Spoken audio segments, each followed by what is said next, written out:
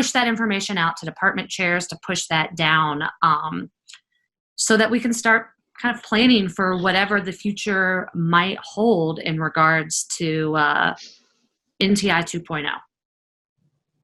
And also, my email is always open if you have specific questions. Know right now that my guess is I don't have any answers, but I will be spending the next 4 weeks trying to get answers and figure out kind of what the plan is. So just know that I'm on your side, and if you need anything, please don't hesitate to reach out. But I'm going to kind of hand the baton over to Brittany to take you on your communicating in scientific way journey today. Alrighty. So I'm going to start by sharing my screen, but we are going to use an app called Peardeck. For those of you who haven't used it before, we'll talk about how to use it. And for those of you that have, you'll get to see it from the student end. But to start, just so you guys can see the beginning slides all together, I'm going to share my screen. So give me a second and then let me know if you can see it or not. All right. Can everybody see the building in NGS classroom? Got it, Lacey? All right, thanks guys. Okay, so like Lacey said, this is the first of 3 sessions. Hopefully you guys can come to all 3, and they'll kind of be embedded within each other. So if you look at this kind of graphic off to the top right corner, this session is kind of embedded in the next 2 sessions. All right, so this one is about engaging students in productive science discussion. And as you'll see throughout this series, I really like analogies. So I'm going to compare this one to how you build a house. And to build a house, you have to start with tools. And so one of those tools that we'll use to build this kind of building of NGSS understanding with students is CSW, or communicating in scientific ways. And so that's where we are today. So what you're looking at right now is a Peardeck screen. This is what it would look like if you were doing a Peardeck with students. This is the teacher screen. And so we'll move through this, and then we'll kind of make a shift so that you guys are students in a Peardeck presentation. So these norms for working together, just general PD norms: engage and be present throughout. I know some of you guys have kids and I completely understand. So to the best of your abilities, no judgment for multitasking when you have a small child demanding your attention as well. Remain attentive and thoughtful and respectful, again, to the best of your abilities. Share your ideas, uncertainties, confusions, and questions. All points of view are welcome, and make room for participation from all. As far as video conference norms, keep your video on when possible, and then try to join the meeting from a professional space, again, to the best of your abilities. Stay muted when not speaking. You all should be muted upon entry, but I have been the person to make the mistake and unmute myself, and then also grind coffee while a presentation was going on. So just a fair warning, double check. Okay, Shannon, you saw it. And then share resources and questions on the chat, or you can raise your hand. So if you go to the chat box in Zoom, there's a little like raise hand, and I can see if you have a question as well, and add to the conversations when given the opportunity. So the agenda today, we're going to do some introductions, and then we're going to dive into how to engage students. It's going to be set up kind of as a cycle. So we'll discuss some key qualities of CSW, then we'll look at an example, and then we'll talk about classroom applications, and then we'll cycle back up, and we'll go through this a couple times. Then we'll look at what the research says, and then you guys will get into lesson planning with your content group, and then we'll come back and close as a whole group talking about some how this aligns with some district initiatives. All right, so just for those of you who need a refresher on Zoom, first of all, this meeting is being recorded for later viewing, so just so you know. If you need to minimize your window to see other screens, especially when we start Peardeck, you can do that right up here. Make sure you don't close Zoom, because then you won't hear anything. You'll just see the Peardeck, but you can minimize it up here. Here is where it shows your display name. If you want to change your display name, you can click on this participants tab at the bottom, and there's a spot for you to change your name. Share your video whenever possible. Here's where you can see if you're muted or not. A little tip that you can use if you just have like a quick thing to say, you can press and hold the space bar to speak, and then you don't have to click mute and unmute all of the time. So just an option if you're just saying something quickly. And then the chat is where you can share your thoughts, questions, and then find any links that I may share with you. All right, so today we're going to be using something called, oh, I forgot about this part. Like Lacey said at the beginning, I'm going to try to be giving you guys some resources that might be helpful when we start NTI, which is most likely what's going to happen. So Google Meet is starting to get some add-ons that you can use to do a similar thing as Zoom.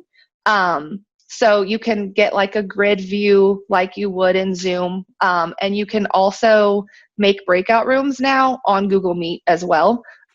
So for Zoom, what I'm seeing as teachers is we aren't administrators on Zoom, so you can't make a breakout room unless someone with an administrator role then like makes you the host. And so that's kind of a limitation. You could get another free account not linked to your JCPS account, but then like there's the 40-minute limit and there's a lot of other limitations unless you want to pay for it. So Zoom has these free, or Google Meets has these free add-ons. And I will share with you the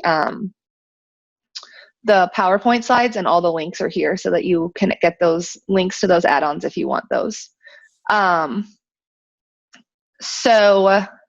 Sorry about that. So today we're going to use something called Peardeck. Right now, Peardeck is offering a 90-day free trial for teachers. They actually offered one last year too, so I feel like maybe they'll extend it once if NTI becomes a real thing nationwide. I really like it. It's a Google Slides add-on, so you can make your presentation in Google Slides and then just add in these features like a short answer or a multiple choice or a number or draw something draggable, and you'll see what those all look like today. I've embedded them in this presentation. You can add audios and links. The really cool thing is you can do a live session, which is what we're gonna do if all of your students are there with you. But you can also do student-paced sessions where you just give students a link and they can go in and go through that whole presentation whenever they want to, and you still see all of their responses in the same way. An alternative to Peardeck is Nearpod. Nearpod has a lot of really cool features, and I really, really love Nearpod, but it is not cheap. And their teacher free thing is not very extensive, so there's a lot of limitations. If for some reason your principal has like a lot of money that they want to throw around and get you, you know, a whole thing, then I would recommend Nearpod over Peardeck. Honestly, it just has a lot of really cool features. But Peardeck is also an option, and you'll see today it does have a lot of capabilities. All right, so we are going to join Peardeck. There are two ways to join Peardeck. You can go to joinpd.com and you can enter this code that's up here in the right, DFVQG, or you can go to this Zoom chat box and I will put the link to the Peardeck in there for you once I find it. There we go. Oops. All right. All right, so I'm going to stop sharing my screen so that you guys can go to Peardeck. So if you click that link there, that'll take you to Peardeck. Okay, you should be able now to get to the session 1 agenda. I have changed the sharing settings. So if you click again, it should just offer you to make a copy.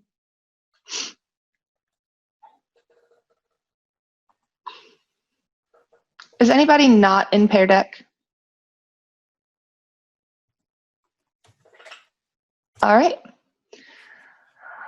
Then we will get started in Peardeck. All right. So introductions. This is going to be what Peardeck looks like for your student side. And I'll try to go through a couple times and show you what it looks like from the teacher side as well. So you should be able to click a little box that says answer question in Peardeck. And I'm seeing responses come in already, so that's great. Brittany? Yeah. I'm not seeing a place to enter a code. I'm just getting that I don't know if I'm just not following along correctly. I Okay, opened yeah, what's up? Peardeck, but it was still the same slide that says click the link to get to Peardeck, which I did, but I'm not getting a place to enter a response. Okay, so you're not seeing the slide that says introductions? Correct. Okay. But I should be in my Peardeck tab, right? Not in my Zoom. Correct. You are correct. Now I am. I You clicked. are. I probably needed to click. Okay, perfect. Okay. Never mind. Thank you. No worries, please, because these are all things that are going to come up when we're doing it with students, so it's better to get through it right now. You guys are going to be much more patient than students are, so. Alrighty. Sweet. So I have your responses. Since this is a low risk feature, I'm going to share. There is not a submit button, Brittany. I just see them as they come up. And so I will actually show you what that looks like in Zoom really quickly. Because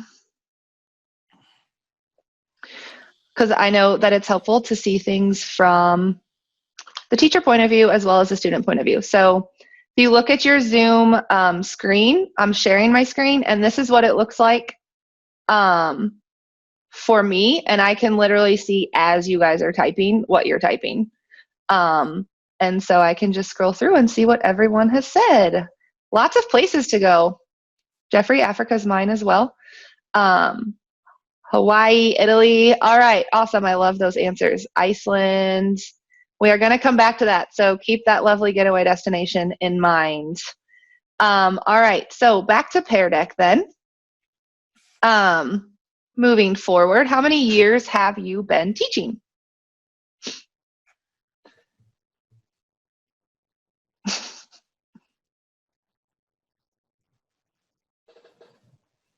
Sweet. I'm seeing lots of 6 to 10, or I can't even count anymore, which is exciting because I love seeing teachers that have been teaching for a while still trying to improve their practice. That's not always the case. So I love that. Sweet. All right. So a couple 2 to 5 years, a couple more 6 to 10 years, and a decent amount of 10 plus years. Nice work, guys. Alrighty, so we are here at Building an NGSS Classroom, and we're going to be talking about a tool that we can use to help our kids construct their understanding. So the focus questions that we're going to be trying to answer today. How do we support students in communicating productively in science classrooms? And how does the science classroom change when students learn to productively communicate in scientific ways? So these are the 2 questions that I want you to be considering as we move through this lesson today. We'll come back to it at the end, and hopefully we'll have a more robust answer to those, and we'll have some tools that we feel like we can use to help support our students in this communication. So take a minute to imagine that you're preparing to go to a foreign country whose native language you do not speak. So a lot of you put some foreign countries in there that definitely do not speak English as their first language. So I want you to think about what words or phrases you would need to learn before you get there, what words or phrases you think you'll pick up while you're there, how you'll learn this new language, what resources will you need, what setting will be most conducive to your learning, and also why it is important for you to learn to speak this language. So take a second to just consider, and we're going to share those those answers in just a second.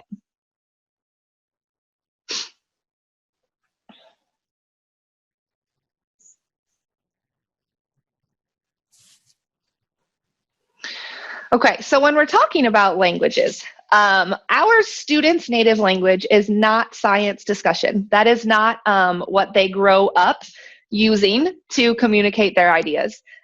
So we see a lot of communication on TikTok. That's one way for our students to communicate, little short videos or clips or ideas. A lot of video game. I've heard my students communicate very well on video games, where to find things and where to go and how to work together.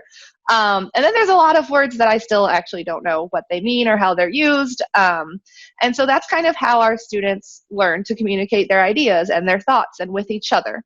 And so when we start to think about science communication, it's actually kind of like a foreign language to our students. It's something that they actually have to learn to do, and they have to learn how to use it, and they have to learn what to say when and where. And so things like studying something, like studying a model or studying data or writing out their ideas as complete thoughts, or reviewing somebody else's ideas and providing feedback and revising, those are all forms of communication that are not necessarily our students' first language. And so as we go into teaching and supporting students in communicating scientifically, it's helpful to kind of think of it as teaching them a new language and providing them the supports that they would need to communicate in a new language. So that's what we're going to do today as we prepare students to speak science.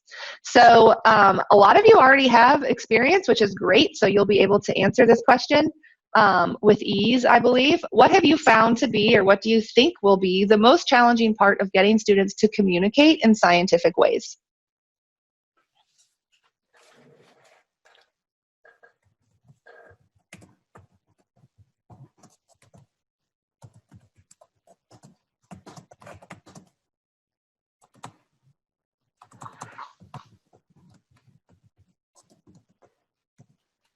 Yes. So one, I see being afraid to make mistakes hinders their willingness to try. Absolutely. That's a major one. Getting them to participate or practice when given the task. That one's not even, when spring was our first go round. Okay. Using the vocabulary that we're learning in class.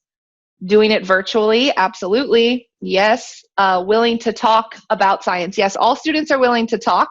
It's when you tell them that there's something specific they have to talk about where they tend to stop doing the talking. Understanding concepts over definitions. I love that one. And I would say come back for session 2 and 3, because that's something that's going to take us a while. Vocabulary usage, learning vocabulary remotely, finding a common ground, engagement in general, knowing that they are allowed to struggle, using scientific vocabulary properly, getting them to use vocabulary thoughtfully, not just saying the words they think I'm looking for, making connections between evidence and explanations, low self-confidence, same as everyone is saying, especially through NTI. Students do not understand the vocab, so they are uncomfortable using the correct terminology. All right, so I see a lot of emphasis on vocab and just confidence in speaking.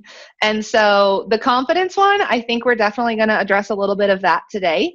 The vocab one, I would say we definitely need session 2 and 3 to really get at that, because that is so difficult, because it involves so much of our instruction as well as their engagement in that instruction. So what struggles we don't get to today, I really do think we'll get to by the end of session 3. So thank you guys for those very thoughtful answers. So now we're going to try a Jamboard, if you guys haven't tried one before, to talk about supports that we've implemented or that we've tried before to help students communicate in scientific ways. So Jamboard is kind of like like it says here, a whiteboard for collaboration. So students can kind of just like post ideas, literally like sticky notes. An alternative to Jamboard is Padlet. Padlet I like a lot better. It has more capabilities, a lot more collaboration. I just think that it's a little bit more user-friendly. However, it is a paid subscription. You only get 3 Padlet boards on the free option. So again, if you have principals throwing money around like confetti, I would suggest Padlet, especially if you're looking for student collaboration virtually. But Jamboard has a lot of good options. And so what you're going to do now, there should be a spot on your screen that says answer question, and then there should be a link. If you click the link, it should pull up the Jamboard.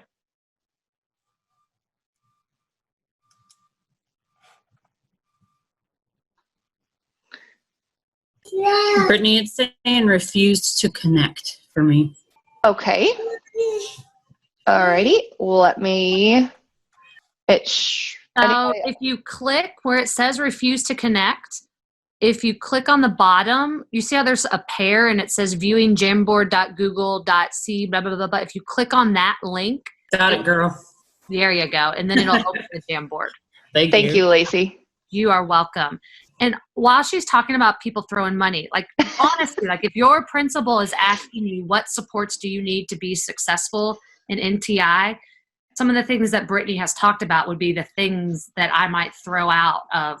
And everything that Brittany has shared thus far is something that is for all content areas. So it's not even science specific. And so I think that that could potentially be a selling point to principals if they're asking for what could we do to continue to support you.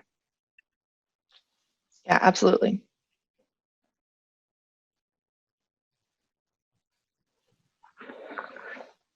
So if you're in the Jamboard, you look along the left panel. There's like a big gray circle with an arrow, and then right below it, there's a little sticky note looking thing. And if you click that, you can type in the box that pulls up and then just click save, and it'll post it on the screen. And you have to be logged into your Google account to be able to edit on a Jamboard. Okay, Lacey, fix it for me. I don't get a sticky note thing or the big gray circle that she was talking about. What are you seeing, Shannon? All I see is the question, and then up in the left-hand corner is a little yellow thing, and it says click the sticky note figure on the left to add your ideas, but there's no sticky note figure. Can you look along, like, is there a panel along the bottom? Sometimes if it's a smaller screen, it moves to the bottom. That's Nope. because I think right now, Brittany, it's on a view only. No, it says I shared it. It says view only. Yeah, it Ah, okay. does. So It like says request edit access. which Yeah, is what but I this just- says anyone on the internet with the link. Ah, thanks, guys. Give me a second. I thought I checked all of these links. So note to every teacher, check your links. 3 times. There we go. All right. Here it comes, guys. Here it comes. Thank you for your patience. I'll tell you when it officially says everyone. Okay, now it says everyone can edit. Thank you guys for your patience.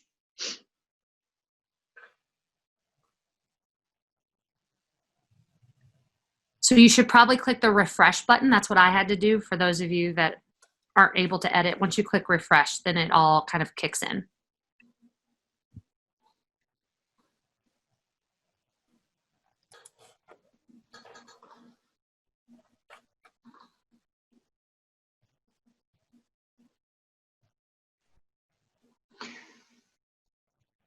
And so the reason that I made this a Jamboard is I want you guys to be able to go back and look at these later because I do not have all of the answers and all of the options, but as a group here, we're going to have a lot of different ideas that can be shared.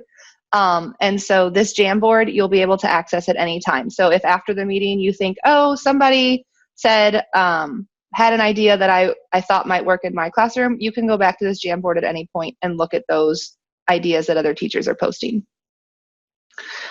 And this is also something that can be done asynchronously. So you can ask students to do this when it's not a live session, maybe just throughout the week they have to go and post their ideas.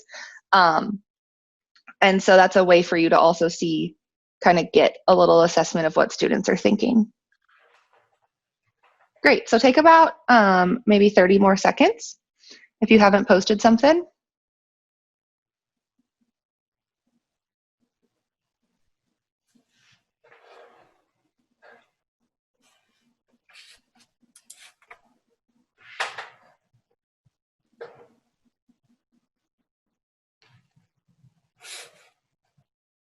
Awesome.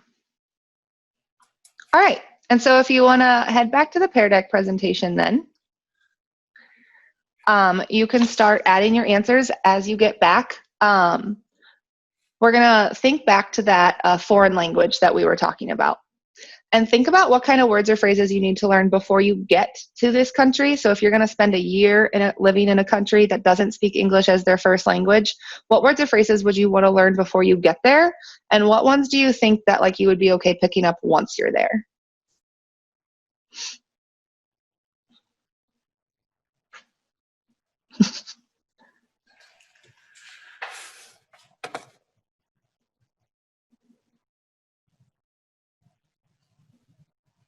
So I see a lot of people putting bathroom. That was also my first thought.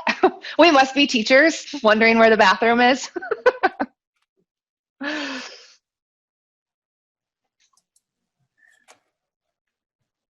Yeah, how to ask questions, hello, ask for directions, greeting, asking for help. How do I get to? Saying thank you, yes. I'm not seeing them come up. Oh, I see them come up. You're not seeing them come up because it's Okay. just the teacher view.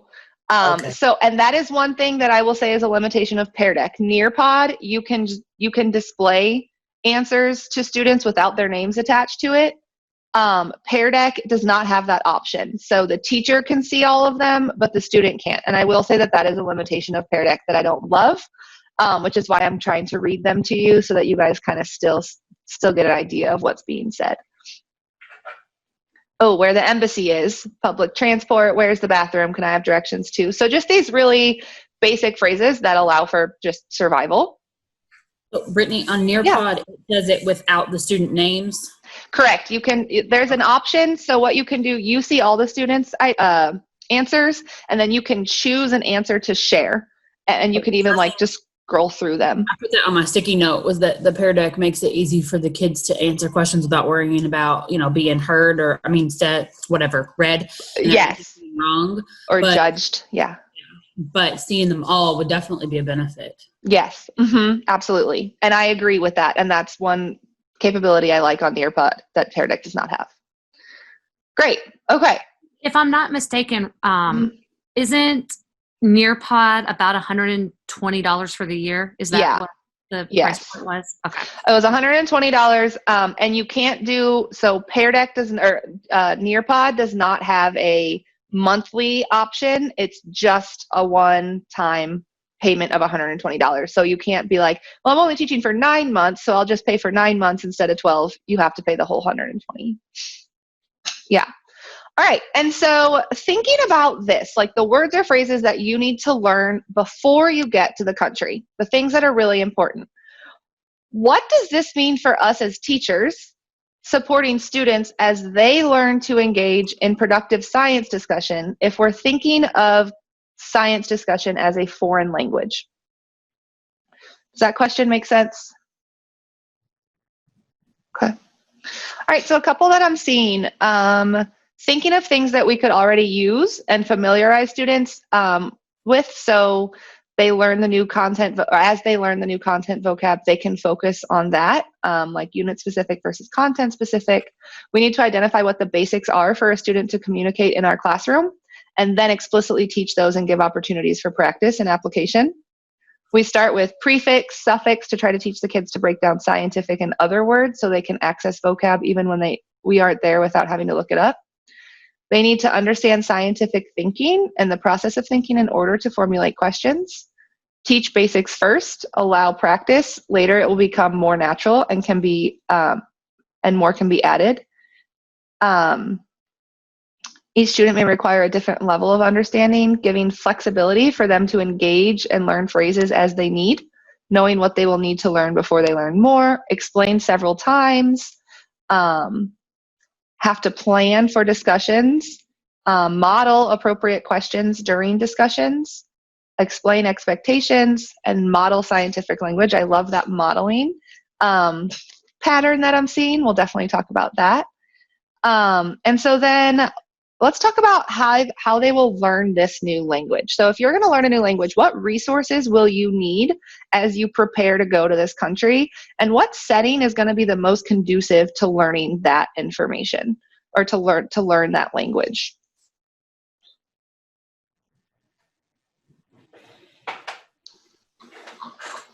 I love what I'm seeing. Practice, having instructors and teachers, the setting, having support, a dictionary or list of phrases, practice with native speakers, being immersed in the environment with the language, to be with someone who has some familiarity with the language, learn the language more if I'm immersed in it. You need information about the culture and the language, books, online resources, someone native to the country, Practice, practice, practice. Short lists of words, immersive interactions for short periods of time with native speakers. Some say full immersion into the culture. Phrase book or translator. A language program to hear and repeat phrases. I love this. I'm planning to go to France next year. I'm like taking notes. I'm like, oh yeah, I do need these things. Basic phrases will likely be learned from obtaining a print resource like a dictionary. Then you learn more from immersion with native speakers. Focus on vocab first. Practice with an instructor is the best setting. Practice, practice, practice. Translators, using the language often. Practice, YouTube practice, one-on-one. All right, so I think we get the idea. So now, again, let's think about what does that mean for us when we're trying to teach students to communicate scientifically if this is a new language for them? What can we use from what we just said and apply to teaching our students scientific communication?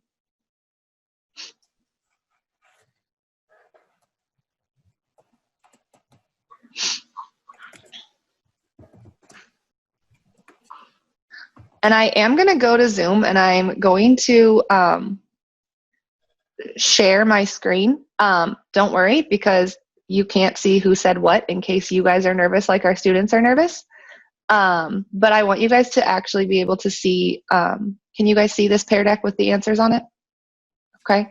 So here are some things that we said are important for teachers to keep in mind as we're trying to teach students communicating in scientific ways. Context clues, practice, making them use the correct way or scientific way of speaking. It's okay if they have a list of phrases or cheat sheet to help them get started or to remind them. We need to use the language often when we are discussing with them and be willing to break the information down for them.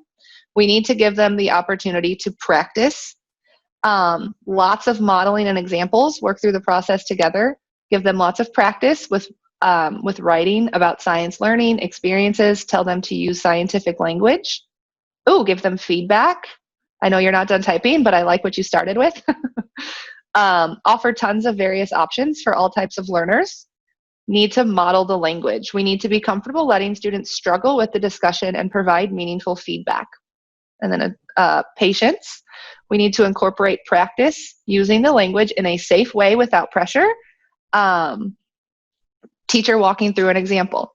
All right. So just like what we would want if we were having to learn a foreign language, we need to kind of create that same culture for students as we're trying to get them to communicate scientifically, because while for us it may be natural, for them it really is like a foreign language. And so they're going to need that practice and they're going to need that safe setting. Oops. And so the next question, and you don't have to answer this one. We'll just think about it real quick. Why is it important for you to learn to speak this language, right? So what would it be like if you had to spend a whole year in a country and you couldn't speak the language and you couldn't understand the language and you have to sit there every day with these people and you can't speak their language, you don't understand what's going on. And how would that be different if you did understand the language and you were able to kind of immerse yourself in that culture? And so think about a student sitting in your classroom and which one they are. Are they able to immerse themselves in the culture? Do they have the supports they need to speak and understand the language? Or are they sitting there lost because they don't speak and understand the language? All right. And so here are some of the qualities of CSW that arose. There's some of, I made this list beforehand, but you guys pretty much nailed every one of them on the head. So here are some of the really big things that we want to be able to offer our students when they're communicating in scientific ways. We need to develop discussion norms to make sharing ideas safe. Model it often, i.e. always. Some words or phrases need explicit instruction at the start for students to even engage at all, right? Saying hello, saying goodbye, that's something you need if you go to a foreign country. There are similar types of phrases that students will need in the classroom. Give them many opportunities to practice it. It is helpful to prepare students with a cheat sheet of when to use which phrases. Start with low-risk situations, a lesson that evaluates students on CSW and not on their mastery of science ideas. And we'll talk further about all of these. And students will learn even more when they are immersed in the culture, right? Not when it's a standalone lesson, but when it is the actual culture of the classroom. All right. And so Are there any other qualities of CSW that you think I should add to that list? You can respond now if you feel like there's other qualities of communicating in scientific ways that we need to add to that list.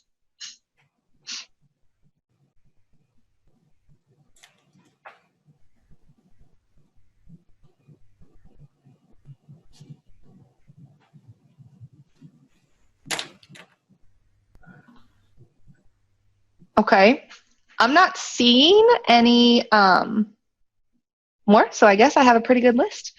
All right, so we're going to go through a little lesson. I've called it a CSW lesson, and we're going to go through it in parts, and then we're going to come back to those qualities and see how they were present within that section. All right, so the way that my PLC has always done it is we make these little mini CSW lessons before we start an actual unit, and it kind of has a link to what they're going to be learning, but it's not linked to any specific standard, and it's not a long lesson. It's just a one-day lesson where students kind of get refreshed on how they should be communicating throughout the entire unit. But for students who missed that point of entry in the last unit, we have another point of entry at the beginning of every single unit. All right, and so I'm just going to show you what it looks like, and then we'll discuss afterwards. All right, so I think somebody just maybe came in. If you just came in, you can go to the chat, and there is a link to Brittany, is it Chelsea Gentry? Yes. She's one of my new teachers. She didn't have a JCPS email. Oh, okay. Yeah, I just want to make sure she can get to this Peardeck. Okay, no problem. I just wanted you to know who she was. Oh, awesome. Well, welcome. And if you go up to the chat, there's I'll just copy and paste it again. If you go, and I've made everything so that you shouldn't have to have a JCPS login, like these, oops. Sorry, I sent that to just one person. So everyone should be able to, whether with your JCPS or not. All right, there you go. To everyone, I sent the link again to Peardeck in case you haven't gotten it. All right, and so when I start this CSW lesson, we'll start with a unit central question. And my unit central question is, how does communicating in scientific ways help scientists make sense of the world around them? And I'll have students take a second and they'll answer this question. They'll write down their answer on their own. And then we come back to it again at the end, and we have a discussion and they write their final answer. All right, and then we have their lesson focus question. No, we don't. First, we do norms and expectations, like we talked about. So I have classroom expectations, and then I have communication expectations. So when we're having a scientific discussion, I have expectations that they follow. These are just some sample norms and expectations. They are not necessarily the ones that I think that you should use or are the best. But when you do come up with your norms and expectations for students, you want to make sure that there's just 3 or 4. You don't want a lot. 3 or 4, straightforward, kind of comprehensive, and you want to make sure you use positive terminology. So, for example, instead of saying, don't talk when others are talking, we say, listen carefully to the person who is sharing. Same emphasis, but it's positive, so it's something that they can do as opposed to something that they shouldn't do. So we discuss our norms and expectations, and then I give them the focus question. So their focus question for this lesson, the question they're trying to answer is, what causes these red stains on the ground in Antarctica? So I tested this on my boyfriend last night. He said this is the blood of polar bears, and that is an acceptable answer for the beginning of this lesson. And I picked this because I also thought, well, it looks like blood. So it's Antarctica, probably the blood of polar bears or seals or whatever. And so that is kind of the beginning of our lesson. That's where we start. And so I want you to look at these qualities of CSW. And you should have some little stars, I think, that you can drag. And I want you to drag them to whichever qualities you think we touched upon in that first section right there.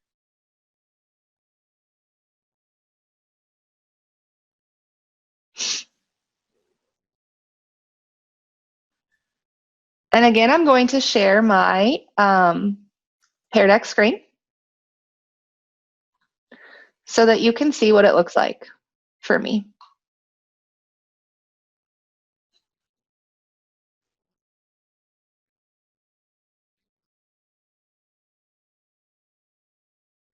And if you don't feel like we hit 3, you don't have to drag all 3. Just drag to the ones you think we hit.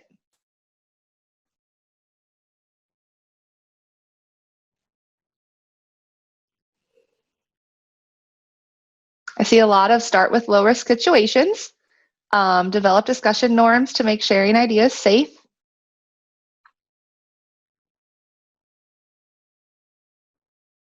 Great. Well, that was kind of what I was going for, so perfect. All right, so if we go back to Peardeck then, I'm going to talk about a couple of classroom applications for some of those things. So first, norms and expectations. All right, so ways that we can do this in our classroom or in our virtual classroom.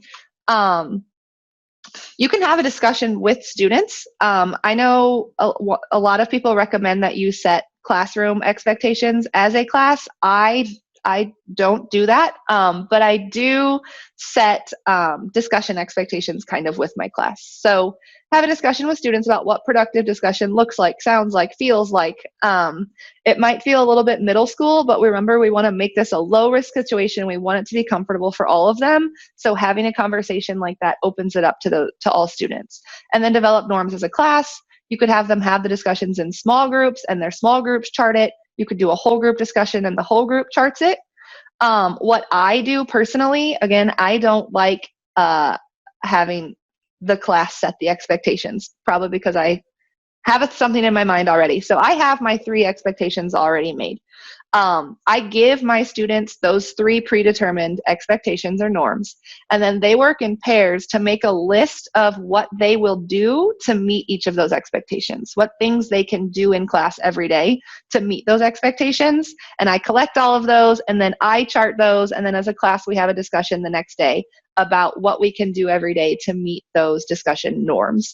So if you're someone who likes to have the group discussion and set the norms together, that's an option.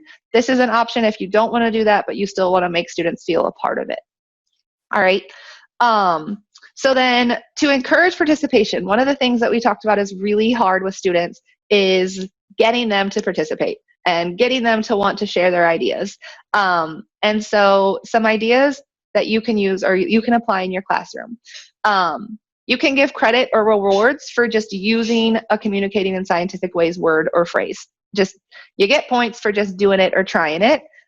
You could track their participation instead of the content. So not always, again, at some point you have to track their content. But if you have these little mini lessons at the beginning of each unit, that's an opportunity, like I said, to give them a point of entry where they can just practice those words and phrases again if you notice that students aren't doing it in the actual unit.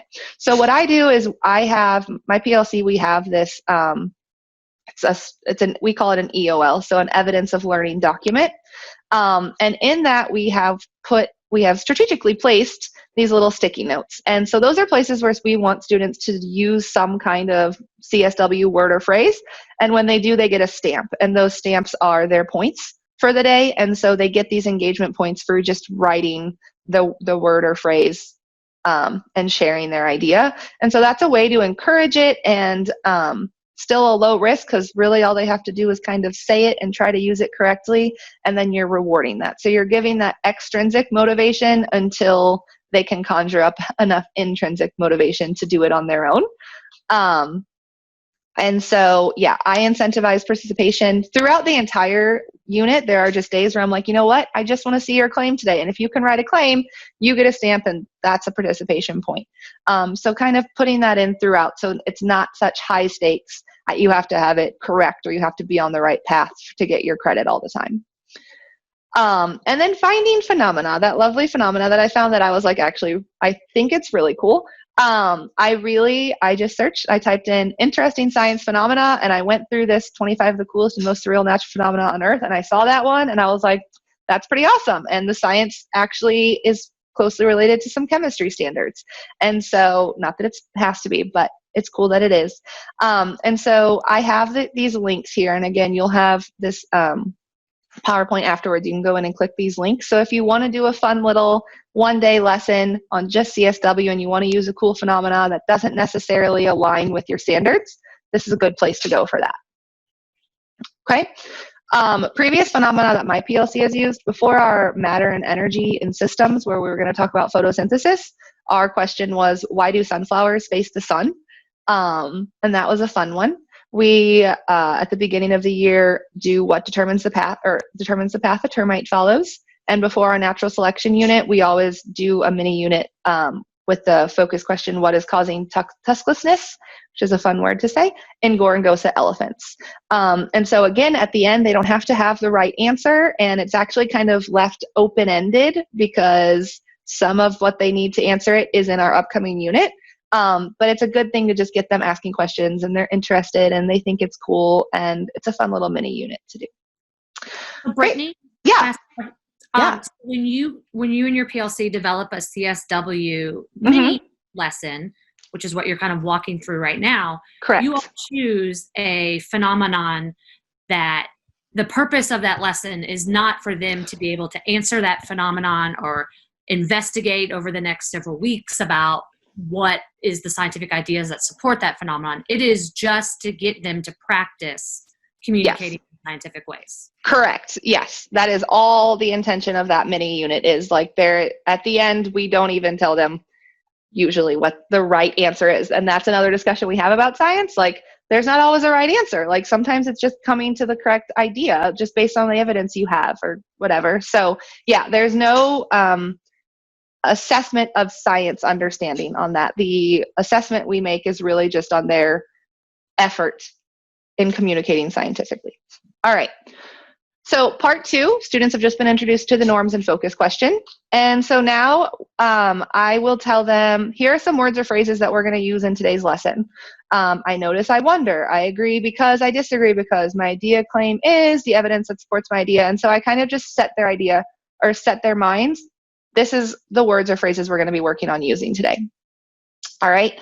And so here is evidence number 1. Your first piece of evidence is just this picture.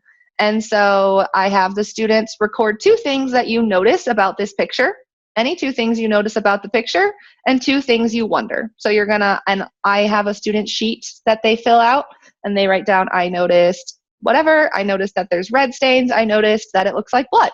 I wonder if it is blood, and I wonder why it's right here. Any I noticed, any I wonder that they want to. Have to do 2. Okay, and then we do a class share out. And so anyone can offer their I noticed, and anyone can offer their I wonders. And we'll talk more about participation in a little bit. All right, and then once we do our class share out of I noticed and I wonders, we go back to this focus question and we write our first claim.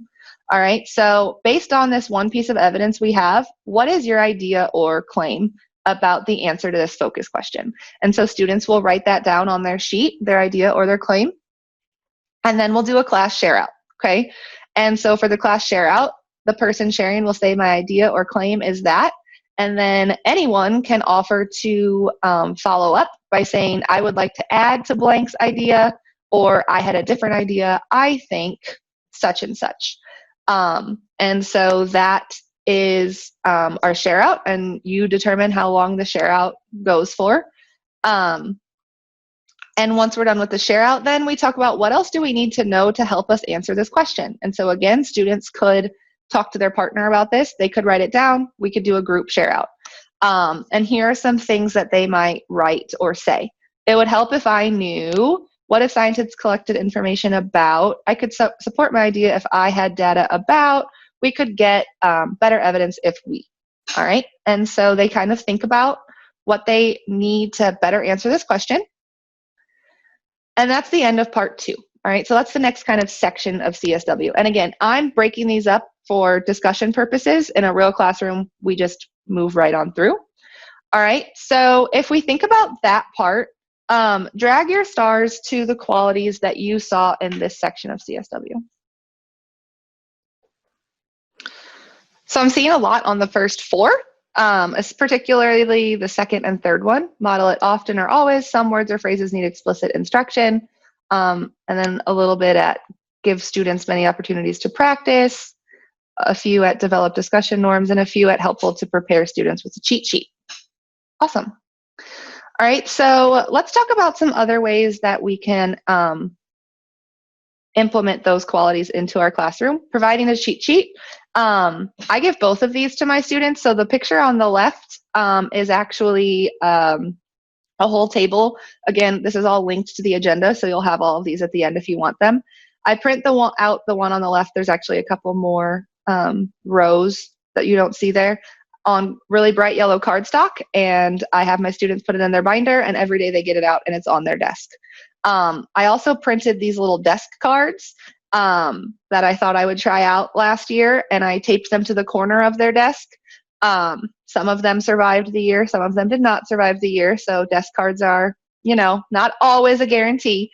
And this one on the left, I also printed out as a poster and hung on the wall in my classroom. So students were surrounded with these CSW cheat sheets for the entire year. And so no matter where I was in the classroom, I could always reference one. And no matter where a student was in a classroom, they could always see it, along with having those little dialogue boxes on the slide. So even if they don't want to look at me, and even if they don't want to look at the slides, wherever they're looking, they're seeing CSW. And so it's a helpful support. Another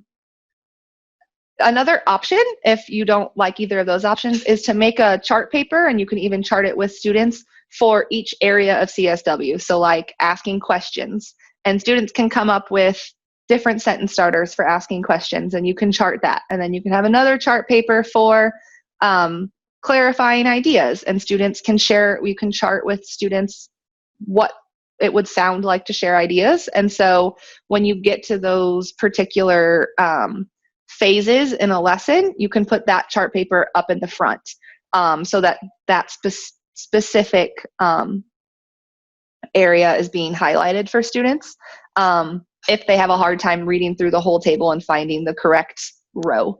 So that's just another option. Again, no matter what, it's like a foreign language, so they're going to need a lot of support and a lot of cheat sheets at the beginning to remember what to say and when to say it. Encouraging students to share. This is a very hard one, and so trying a couple different options is probably best. Here are a couple ideas that I have found to yield pretty good results.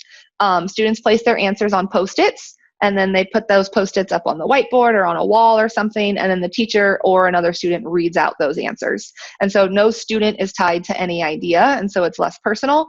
I wouldn't want to do this for the entire year, but the first time I ask students to share ideas, this is the way that I do it. Another option, students can share with a partner. This is one that I do. These are kind of scaffolded. So the first time I ask students to share ideas, I do it with Post-its. The next time I ask them to turn and talk. And then as I circulate the room, I'm listening for interesting ideas or ideas that I'm hearing very often. And so at the end of the turn and talk, I lead the class discussion by sharing the ideas I heard. Students they still aren't tied to it specifically in front of the whole group, but they have shared it with a partner, so the stakes are a little bit higher. And so it's just kind of a way to scaffold making them comfortable sharing their ideas. And so all the answers I share at the end are anonymous answers, and yet students have said them to somebody. I personally, after that, I get a little bit more strict with sharing. And so I'm like, listen, you got to share your ideas. It's just a part of science. And so I have Post-it notes, or I have note cards with every single student's name on it. And I just call it random. And I'll ask a question, and then I pull a note card, and they need to share. And as long as they share, they get a check, and that check counts as participation points. And so at the end of every 3 weeks, I'll input a grade for participation points. And if they don't share, then they get an X. And so they've missed out on that participation point. So, sorry, yeah. I can ask you a question? Yeah. So how does this translate to NTI? Were you able to use it? Yeah.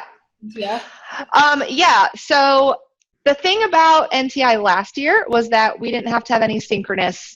Right. I still did, though. I did Peardeck, and I did with Peardeck, I did it the asynchronous, so the student paced, and so I can see every single person's answers. And right. So even though they weren't discussing with each other, they were still sharing their ideas, and they were getting points for that. Engaged with it, like were they? Because that was one of the big problems among the district. They like to say that participation was so high, blah blah blah. Yeah. Engagement. Yeah. Did you see engagement with it? I did. It was different between different classes. So my AP class, I had a lot of engagement. My other classes, it was hit or miss. Right. It was pretty good on Peardeck just because it's anonymous. Right. I definitely want more this year, but it also depends on the NTI stipulations. Right. So what we've been hearing is that, they're going to have to be present more. Right. And so if that is the case, then yes, I would use basically the same thing. I think a good way to kind of foster that low stakes is to do breakout rooms. And so then you put kids in smaller rooms and ask them to discuss and with a Google Doc or something, chart their ideas. And I will say, Shannon, I do plan to also have another PD, not part of this series, but a separate PD just about how to implement a lot of these different strategies that we use in the classroom virtually. Because I know that's like it's all up in the air. So I'm trying to, unfortunately, I made this when we were still going back, and I'm trying to do a 2-in-1. Please ask those questions though, Lacey. I also think Jamboard, which is what we just used today with Brittany, is another way to do the post-it note of ideas, and you can do that synchronous or asynchronous. And if you have that that specific focus question that you're trying to answer and you want to do an I notice or I wonder, you could have, even when Jamboard, instead of a question in the center, you can have an image or a model and have kiddos use the post-it note aspect of Jamboard or what's the other one that's not free? Padlet, to have some communicating in scientific ways that way as well. Yeah. So I was responding in the chat, but Brittany asked, how do you monitor breakout rooms? Obviously, you can't be in all those breakout rooms at once. And so, like I said in the chat, again, norms and expectations would have to be set before you did breakout rooms. And you would definitely want to make sure you asked for some kind of product. So either making a Jamboard or creating a Google Doc or some kind of slides so that students are held responsible for that time, even when you're not there. But you would definitely want to make sure that you had set the norms and expectations and talked as a whole group about what that looks like before you break them into their unmonitored breakout rooms. And also letting them know that I clicked the button on Zoom or Google Meet where I record your breakout rooms. Mm-hmm. So, because you can, but B, just saying that out loud is one more kind of deterrent to make sure that you're focused on the right thing. And you can bebop from room to room. You're just not ever going to be able to be in one room all the rooms the entire time. So you can record the breakout rooms even if you're not in there? Yes. So it's like when recorded. I set up this Zoom, I clicked the box that said also record the breakout rooms. Okay. Mm-hmm. And that works on Google Meet also? I have to look into that. I'm a person, so I need to look into the Google Meet. I'll write it down to look into it though, Brittany, because that's a very good question. Hey, sorry, Brittany. Go ahead. So last spring with NTI, they encouraged us to use Google Meets. Is that going to be is it going to matter if we use Zoom or Google Meets? Do you know? I don't know. So what's interesting is different zones were told different things. Of course. Don't put your surprise face on or anything. Whoa, really? So there were, my husband is in zone 1 and they all of his teachers used Zoom. Every last one of them. And they're elementary. Forgot a specific thing. I just saw it on the chatter between a bunch of JCPS teachers. Yes, so it's definitely, and that was because Zoom was having some security issues. Right. Remember? Yeah. And so those security issues are under control now. However, I don't know if there will be any form of you must use Google Meet or you must use Okay. Zoom. I think as a school, it should probably be somewhat unanimous just because kiddos are bebopping from class to class and having as much similarity as you can have structure-wise there, I think is important. But I don't know if there'll be any type of mandate. This is day one back for me, so. And then Lacey, Kelly said that Jamboard's not listed as approved for purchase or use in JCPS, which you would know more about that than I would. So right now, I do know that there is a ton of products that are trying to get pushed through the approval process technology-wise. We were pretty behind. And this is a department that I don't really know much about other than that there is a list of things that are approved for purchase. The approved for in use, I mean, as a district JCPS employee, I should say, like, you shouldn't use it if it's not on the approved list. However, as Lacey echoes, nobody's monitoring per se, like every last app that there's no big brother watching every move. Delete this off of the recording. Yeah, I will. I can clip this part. So, I mean, although you should use what's on the approved list. And hopefully more of those will get pushed through as the NTI requirements are going to be and expectations are going to be higher this year. Exactly. So if we need kids to collaborate, there's going to have to be exactly some of these things are going to have to. And if it's approved list, is it approved list to purchase or is it just approved list to use? Because like technically, it's a use and a purchase thing. Okay. In pure technicality, it has to do with data sharing agreement, right? And so if it requires a student login to use it, there's a lot of rigmarole that techie people have to go through to make sure that we're not breaching, I don't know, there's some laws or something in regards to data sharing. And then, so, I mean, like, that's the biggest kind of hoop that JCPS has to jump through, specifically with technology. Yeah. Good, Kelly? Okay.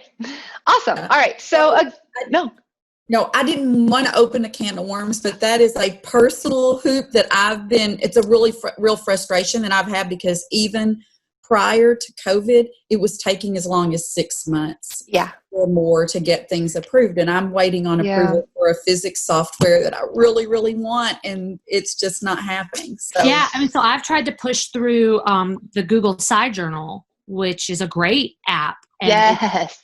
It's taking eons to get anything kind of pushed through. So I feel your pain, Kelly.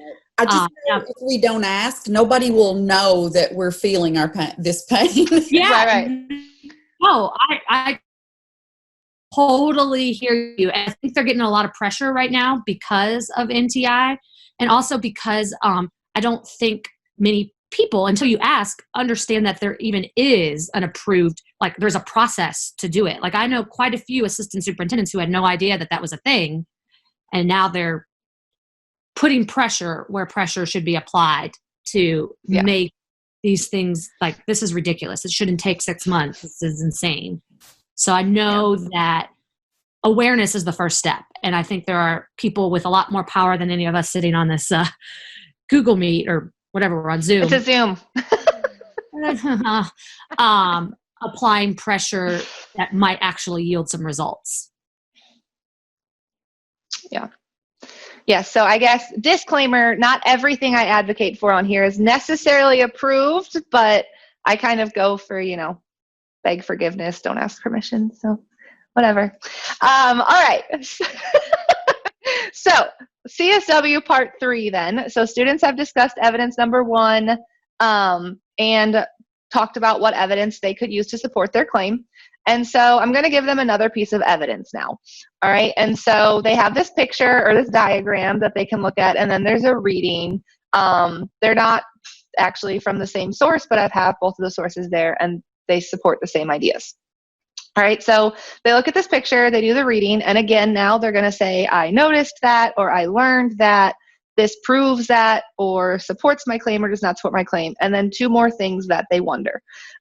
So exact same process. I noticed, I wonder.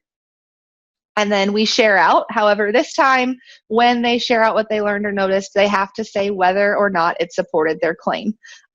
Both are valid options, and we want to make sure that we push for it does not support my claim, maybe even more than it does support my claim. It's very important that we foster this idea of changing ideas, because it's very scary for students. They feel like they're wrong, or they're admitting they're wrong. Sometimes I only make it an option for this does not support my claim. So I'm like, if you made the right claim right from the beginning, then you were cheating. Not really, but just making sure that students understand that changing their ideas is just as valid as supporting the ones that they already had. All right, and so then we go back, we revise our focus question answer. So we revise our claim. They can either add to their original idea, and they still have to write something. So they would still have to say the evidence I have to further support my claim, or they can change their idea. Either way, students are adding to their original ideas. And then again, we will share out. However, this time, students can respond by saying, I agree with so-and-so because, I disagree with so-and-so because, or I had a different idea, I think.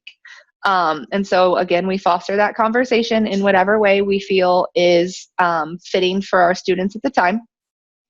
And before we finish this section, we again ask what other evidence we need. So this is really helping foster, again, those ideas of supporting our ideas with evidence, changing our ideas if we don't have enough evidence. And so offering this opportunity for them to think about what evidence they might need. It's really cool when students say, it would really help if I had this piece of evidence, and that's actually the next piece of evidence you have planned to give them. And I promise you, it does happen, and it's the best feeling in the world when it happens for you and the student.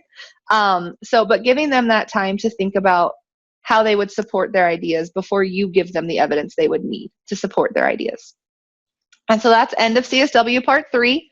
Again, we come back to these qualities of CSW and think about what qualities we supported with that third part of the CSW lesson. And you can drop and drag. So I'm seeing a lot being placed at give students many opportunities to practice it. A couple next to students will learn even more when immersed in the culture. Model it often and always. Preparing students with the cheat sheet. Yeah, great. And so again, with that whole culture piece, this is a mini lesson, and what we want to make sure we do is then transfer these things we're using in this mini lesson to our actual unit. So it's kind of just like, if we're thinking of it as a tool, like an actual tool, if you were building a house, right? You want to practice using that tool before you go, take the saw to the wood that's part of the house. And so this little mini unit is kind of just giving them a little brief run through on how to use it, so that they're using it correctly when you get into the actual unit, and they can actually use it to help make sense of those science ideas within those standards that you're teaching. Great. And the structure of that CSW is very similar to what we would love to see the structure of an actual science lesson. The only difference in my mind is, instead of giving them those pieces of evidence, they're investigating to collect those pieces of evidence on their own. But it's the same, phenomenon, focus question. Do a little, talk about the evidence. Release you. What more do we need? Do a little, talk about the evidence. Release you. What more do we need? Do a little, talk about the evidence. And so it's just a cycle. Yeah. It's just a cycle. And so although this cycle, the CSW lesson specifically, is a low stakes kind of cycle for them to be practicing the communicating aspect, it's our hope that that same kind of structure is mirrored in future lessons that are more higher stakes. Right. Yep. Exactly. So then some additional qualities that we didn't necessarily put in the list, but I feel like are helpful to have resources for. Encouraging students to agree and disagree. It's funny that they'll agree and disagree all day long about the best sports team, or, which brand has the best hot fries, but they won't agree and disagree when it comes to a science idea.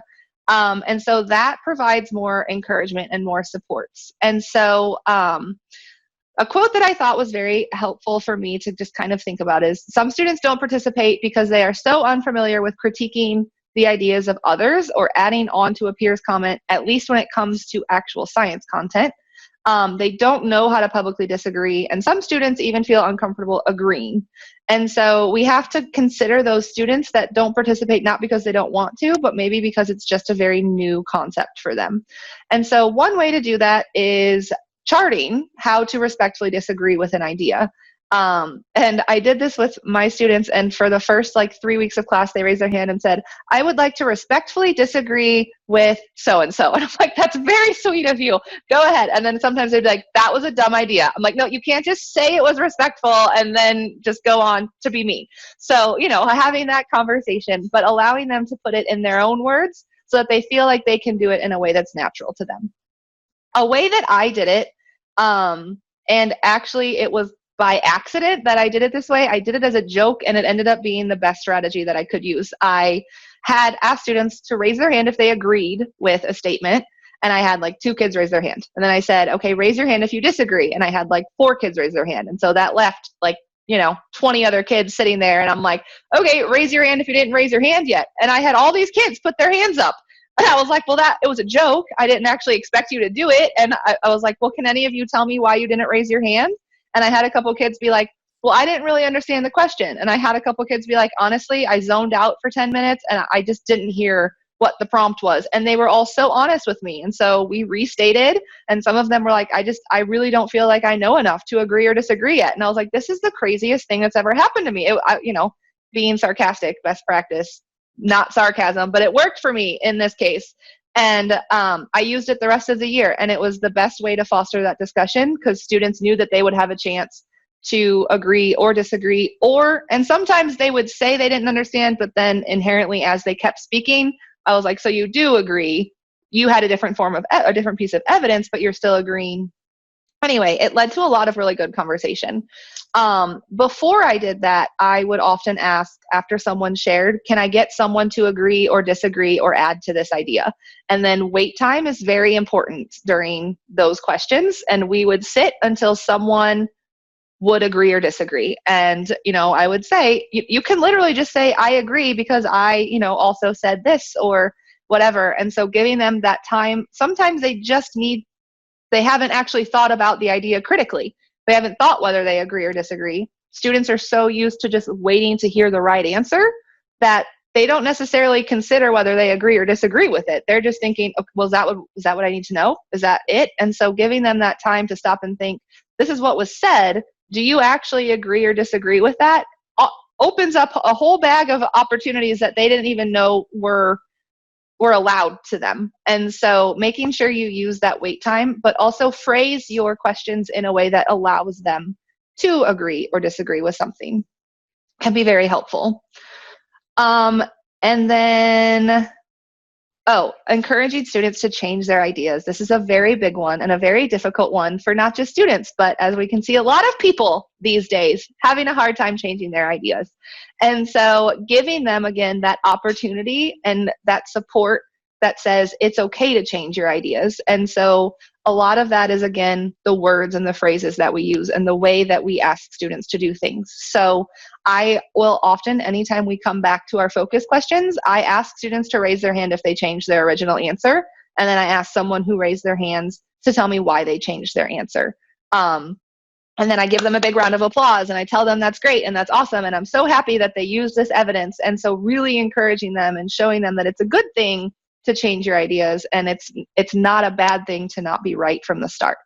One thing I often do is point out a common idea that was said in the beginning or that I heard in the beginning that wasn't correct, but it was a common misconception. And then I ask someone to explain to me how they know that's not true anymore.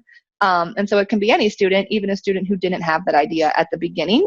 Some students know their idea wasn't correct, but they don't know why. They can't really explain how. They know the evidence contradicts what they were thinking, but they don't really know how to explain it. And so offering them an opportunity to hear that from someone else can help them on that process of changing their ideas.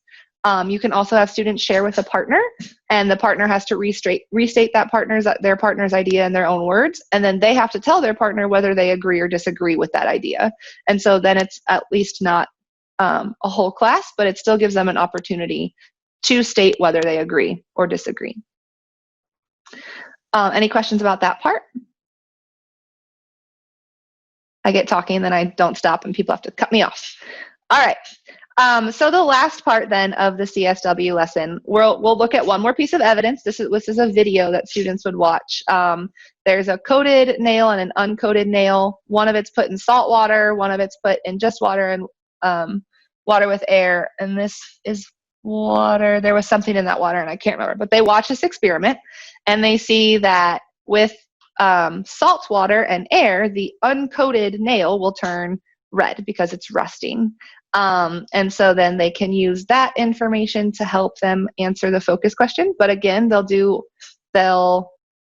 write down, I noticed that, I learned that, this proves, and 2 things that they wonder. And then they will share out, again, saying if it supports or does not support their claim. And then they will go back and they'll revise their ideas again. And we'll discuss, first we just started with this picture, and then we got this diagram, and now we have this experiment. And so now you have these 3 pieces of evidence. And if these 3 pieces of evidence don't all support your claim, then maybe we need to change our original idea to something that would better support our claim.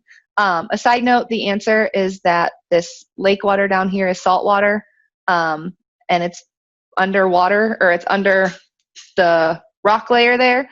But when it comes out of this glacier and it hits the oxygen, it turns red and rusts immediately because the salt content is so high, and that's what makes these blood falls. So it's not blood, it's just rusty water, in case anybody was wondering about the science behind it. All right, and so then they share out, again, telling whether they kept their original idea or changed it, and asking people to agree or disagree with whoever shared. And then we return to the focus questions. So I know that they wrote their revised ideas here, but they have one more chance to change their ideas after they've heard that group share out with people sharing their claims. And so this is where they'll return to their focus question and they'll write their final answer. Again, this is a mini CSW lesson, so I will not grade them on the accuracy of their claim and the support of the claim. I will just assess them on whether or not they have used those CSW phrases in this particular lesson. All right, and once they have written their final answer to the focus question, then we will return to the unit central question and they will answer the unit central question. What I do is I keep their answers to the unit central question, and every time we do a mini CSW lesson, I hand back out these unit central questions and they add to their ideas about communicating in scientific ways, with the hope that as we progress through the year, they see more and more benefit to communicating in scientific ways. And so that is the end of the CSW lesson. We'll skip that part. And I'll just talk about a few classroom applications that are helpful. So reflection and goal setting. Again, we want to make this an immersive CSW classroom. And so one way that we need students to do that, or one way that we can help students do that, is to help them reflect on their changes and their growth. What I do with that is at the end of every CSW lesson, I ask students what phrases were easy to use, or which phrases did you use often, what phrases were more difficult to use, or which ones did you not use at all. And then they set a goal for the next lesson the very next day, because that next day is the day we start a unit, right? So every mini CSW lesson happens right before we start a new unit. And so they set a lesson or a goal for the next day. And they share that goal with a partner. And then it's very important that the teacher refers back to those goals to remind students. So like that next day when we start the unit, I say, like, think back to the goal you set yesterday, write it on this sticky note, stick it on your desk, and this is your goal. A lot of them, for the first one, their goal is just to literally share their idea once a day. Like, that's where we start. Like, just share an idea once a day. That's your goal for this unit. And so helping them remember that goal can really help them make progress. Another option you can do as a class is to track the number of time each sentence starter is used in discussion. And then that's kind of a way to actually collect data and then work on analyzing data, which phrases were used often, which ones weren't used very often, why do we think that? And then you can give a class challenge to use a particular phrase or category of a phrase within that day, a certain number of times within that day, or a certain number of times within the week. And so then they kind of feel like they're in it together. And that can be helpful in moving that CSW forward. So the last thing I want to do before we do our little breakout, which we're a little bit behind, but that's okay. How should our classrooms look if CSW lessons have been effective? All right, and so we'll go through some of these together. I'll share my screen on the Zoom. Engage students who are communicating with each other and the teacher in a respectful and scientific ways. Students willing to take risks and make mistakes. Loud, yes, actually sometimes it is very loud. But students productively discussing their ideas with each other and us. Students will ask appropriate questions and provide evidence with less or without prompting.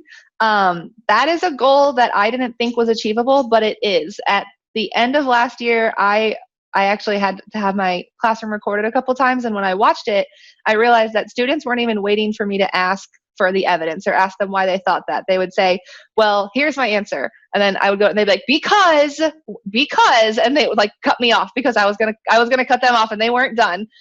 They were going to tell me why, because they knew every single time that I was going to ask why they thought that. And so they got used to just talking, and just telling me why before. And then they would always be like, what are your questions now? Because they knew I would have more questions, but they were prepared for it and they liked it. So it's a goal that is achievable.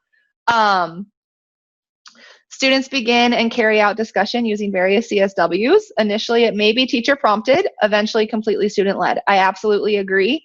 A lot of it in the beginning is kind of group discussions, and then you can slowly move it, or whole class discussions, and then you can slowly move it to group discussions, and you get to be surprised as you walk around the room and actually hear groups talking without you there about what you asked them to talk about, because they have that tool they need to do so. Pre-COVID, I would say collaborative and students in pairs and groups. And I agree with this. I do see it being possible in NTI as well.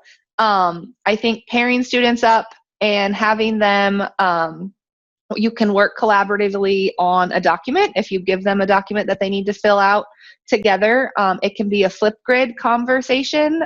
You can assign students to watch different classmates Flipgrids and then respond. So if you put students in groups of 4 and they're responsible for communicating via Flipgrid with those 4 people, that's another way. So obviously it would be a lot easier to implement in the classroom, but I definitely think if we have these ideas in mind as we're planning our NTI units, it will afford a level of collaboration is still possible between our students. More class participation, not quiet, discussions taking place, curiosity present, exploring, and lots of questions. A lot of student work visible in the room, evidence of student engagement, increased student use of scientific language. Student discourse should be driving a lot of class time. It's very true, and it does. Teacher guided, but not the main speaker. I agree. That's a big point, is that eventually you want to phase yourself out to where you're really just telling students who's going to talk next, so that everyone can be heard. Students at ease in writing explanations. Students feel comfortable communicating their ideas. They're participating often, formulating questions often. Absolutely. So if we look at the research that it has been done on this kind of thing, ambitiousscienceteaching.org, we're back on Peardeck now, says discourse in most science classrooms is restricted to very teacher-controlled, low-level exchanges with students. The most common pattern of talk in these cases is referred to as IRE. This stands for initiation, response, evaluation. So you ask a question, the student gives you an answer, you say, yes, that's correct, no, that's incorrect, and then you move on to your next question.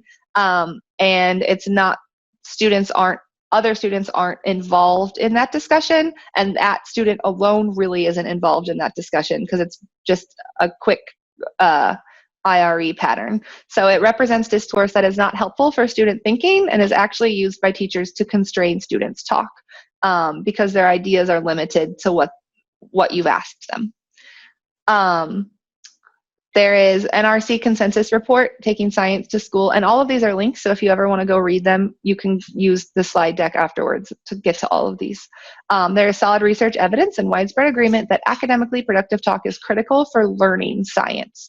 We talked earlier, I know someone had said that one of the issues we have is students kind of not really learning the concept. They just learn what they need to know or what they think they need to know, and they don't really understand the concepts behind it. And so this way of talking really helps them get a deeper understanding. And then this Talk Science Primer has the hallmarks of academically productive talk, which a lot of you put in your answers.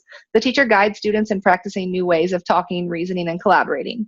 Conversation is focused, coherent, rigorous, and leads to deep conceptual understanding. Conversation is not just for good talkers. Everyone has a right and responsibility to contribute. Students are motivated to participate and want to go public with their thinking, feeling like they have a stake in the conversation. And everyone can hear and understand what is being said, so that every single student is a part of the conversation. And that one, I think, my box is off on Peardeck, but that one I think is very important. And I think that one has a lot more to do with classroom management and classroom procedures and expectations than really how we frame a CSW lesson. And so I made a Jamboard for this one because I want you guys to share what kinds of procedures you feel like you need to be implemented in your classroom to really foster and achieve this last bullet point. And that can be virtually, or it can be in the classroom. And so this Jamboard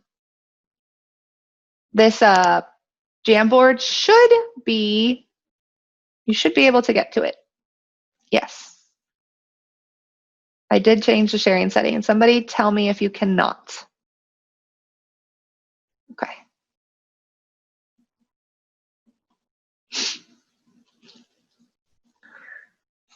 And so again, I made this a Jamboard so that you guys can go back and look at it afterwards if there are ideas that you see that you want to implement in your own classroom. Awesome. Thank you guys for your reflections.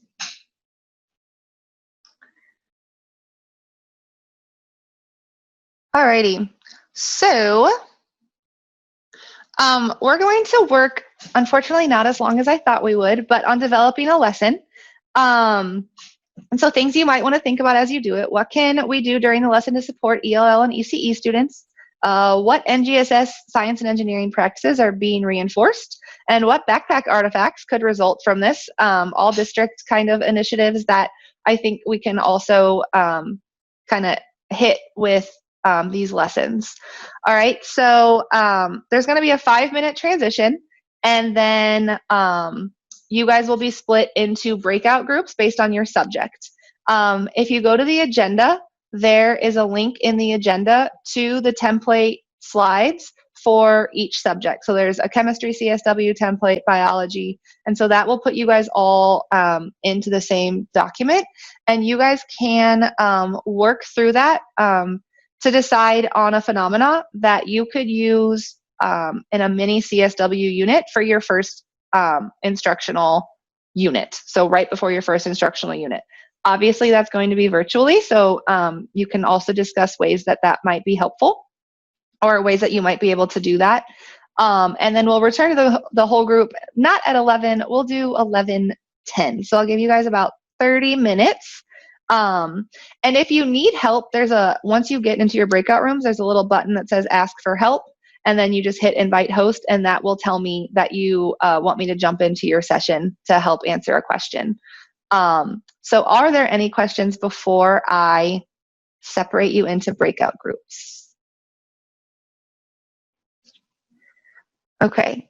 And I have, let's see, I have almost everyone. Let me see. Okay.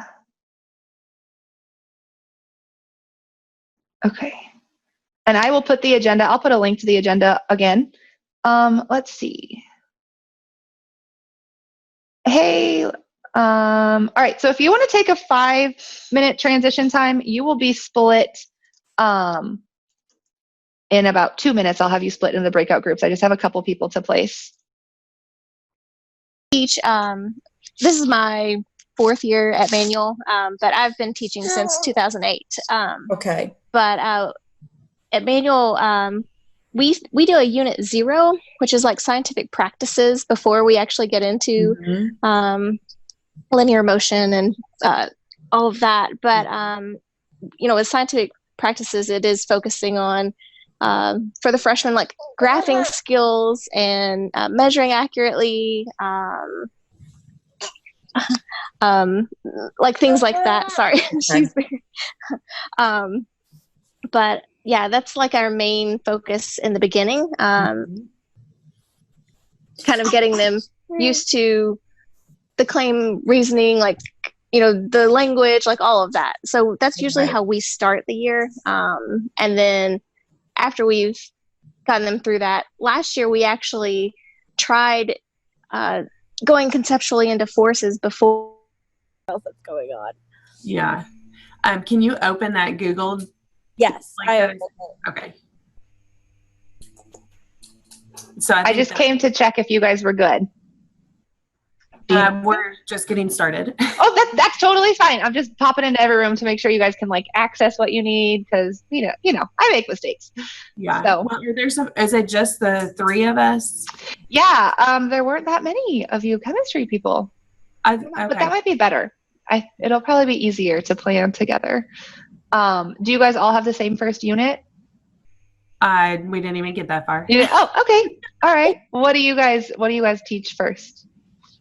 I have no idea. I have never taught chemistry at all. Awesome. Well, The U of L cohort at oh. so I'm getting certified.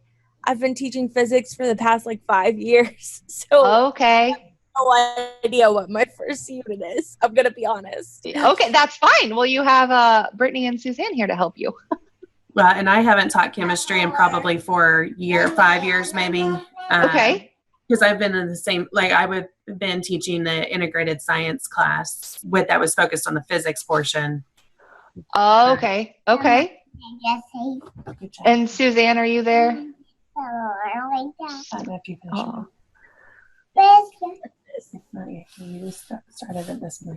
Well, let me see. I have a link. Do you guys have a link to the curriculum map, the JCPS curriculum map for chemistry? Nope. Okay. I can probably dig it out somewhere. No. I can get you the link real quickly, and that'll be faster. If you didn't have it, I was just going to send you the link. I'm sorry. I have absolutely nothing. I'm learning. Hey, then this will be helpful for you. That's a good thing. I have not done chemistry since college, and that's been a while. Fair. All right. So here we go. I'll get you guys this link. All right. So what is your goal for us on the Google Doc or the Google Slides that you sent us? I thought that you guys could work together if you maybe decide on a phenomenon, and then just start to develop a lesson. I just put the PowerPoint in there. Start to develop a lesson for your first instructional unit. So go ahead. How many, so you spend just one class. How long is your class period where you are? 50 minutes. And so you would spend just one lesson, just one 50-minute lesson going through all of this. It was 1 to 1.5 usually. Yeah. Okay. I mean, you can spend 2. I don't want it to feel like it has to be a whole week unit, because that obviously, if you're not hitting standards, you don't want to spend too long, because we all know how hard it is to get all the standards. Well, because we're on block scheduling. And so, so, I mean, spending just one block on it would be sufficient, I would think then. Yeah, for sure. Absolutely. And that's the thing is since it's not really about the concept, it's just about getting them to speak. I mean, sometimes I'm okay, we've spent too long. We're finishing here. We haven't even got through the whole lesson. You haven't, we're just going to wrap it up, because you have to be. Is this something, because with it, if we're working with NTI, is this something that you would maybe make more standard driven for this school year because of? Honestly, if we're not. I feel like I wouldn't. I feel like because we're doing NTI, students there's going to be a learning curve to whatever websites we're using and all those expectations. So I feel like this would be my way to start fostering communication and give students a time to kind of work with whatever platforms I'm using without focusing on the science. Because if I try to teach a standard from day one, they're not going to get those first couple bits, right? Because they're going to be trying to figure out the platforms and figure out, the expectations and all of that. So I would probably use this lesson to teach them my platforms, teach them my expectations, teach them the collaboration tools that I'll be using before I start my science. Does that make sense? Yeah. So you wouldn't necessarily make whatever for the CSW, you would not necessarily make it something that's specific. So it says on here, Unit 1 is the origin of energy and matter. Right. You wouldn't necessarily make it about that. No. So for example, like before we did for biology, matter and energy in ecosystems, because in that we teach like photosynthesis, and we were going to start like by talking about photosynthesis. So we did one about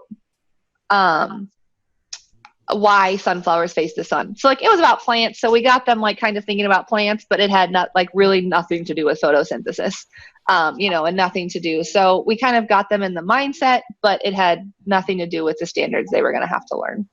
I'm not able to look at. I think it's because I don't have a JCPS. Okay. I can fix that. I believe I can save it somewhere else and send you the link. Try contacting HR, be like, so am I officially hired yet? Like, oh, it's JCPS. It'll take quite a while. that's great. Not freaking out at all. Oh, I mean, okay. There's going to be a learning curve for everyone this year, so don't feel like you're Okay. Hi guys. Hey Brittany. What's up? We have I have a question. Yeah. On the template where you have like evidence 1 and like our first ideas and share out and all that kind of stuff, are you wanting to fill that in as like a student might say those things, or what are you trying to get? Oh, no. Okay. So sorry, I was not clear. So my idea was that you could use this template as the PowerPoint that you would show your students. Mm-hmm. And so like if you choose a phenomena, then all you would have to put in that thing that says evidence 1 is a picture of whatever piece of evidence the students would be looking at. Okay. So like if you were projecting this PowerPoint, then that would be the prompts that students would be seeing. Okay. So we could just even take the picture from the article. Yeah. And you guys can I just wanted you guys to have that template. So if you wanted it, you could have it. You can delete slides, you can add slides, I just wanted it there as a jumping off point. So, I'm not grading you. I just wasn't sure what your goal was. Yeah. So my goal is to give you guys something that you could immediately use in your classroom. Okay. So all right. So I put the picture there. Okay. Yeah, I did too. We both did it at the same time, I think. Okay. Does that make sense? Yeah. Okay. Yeah. I just wasn't sure like if you wanted like what we think they might say with it. Or... Oh, no. I mean, you could probably think about it, like what you would think about what they would say, so you know what to put for the next piece of evidence, but this would be the PowerPoint that you would actually show the students or make into a Peardeck or whatever. Yeah. All right. All right. All righty. Thank you. Let me know if you need more help. You're welcome. Wasn't the right fit for me. So I'll be teaching at more school this year. Okay. Sorry, guys. I clicked a button and it took me into another group. Were you able, Chelsea, you were not able to access it. I'm still trying to figure out if there's a way. That's my goal today, is to at least get a JCPS email, at least. Oh my gosh, I know. It takes so long. It's really not great. Okay. I hate having it get coordinated with my other email because everything gets lost. Yeah.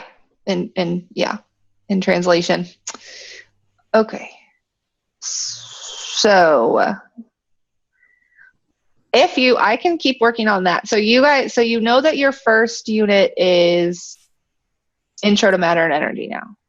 Yes. Correct. Okay. So have you clicked on like any of those phenomenon links to maybe? What Do you mean the phenomena links? So if you go to the session 1 agenda, Oh, there's so many tabs open. I'm sorry. I'm sorry. I know there's lots. I couldn't figure out a better way to get everybody what they needed. Well, and I think part of it too is I just got one of the new Chromebooks, and I'm still getting over the learning curve of the Chromebook. Yeah, I'm supposed to get one, and I refuse because I know that I won't be able to. Well, like I want to be able to split my screen, because like on my laptop I had before, I had one of the add-ons on Google Chrome, and I can't figure out which one it was, where I could put 2 of my tabs side by side, and I can't figure out how to do that. So like whatever tab I'm on is all I can see. Ah, I see. So which link was the? It is, so if you look in there, I just had it open and now I closed it. If you go down to the evaluate box, it says websites with science phenomena on the right. Oh, there it is. Okay. Yeah. I just wasn't done. The agenda that you shared with me earlier. What'd you say? Was this the agenda you shared? Okay. Yes. And I'm appreciate that. I was at a before we went to breakout. Absolutely. Let's see, chat. All right. I'm just slumming it. There is the agenda. Oh my gosh, she's so precious. Here. Here's the green and here's the Okay, let's see. Did you pull out all your stickers? Over here. Is it adorable?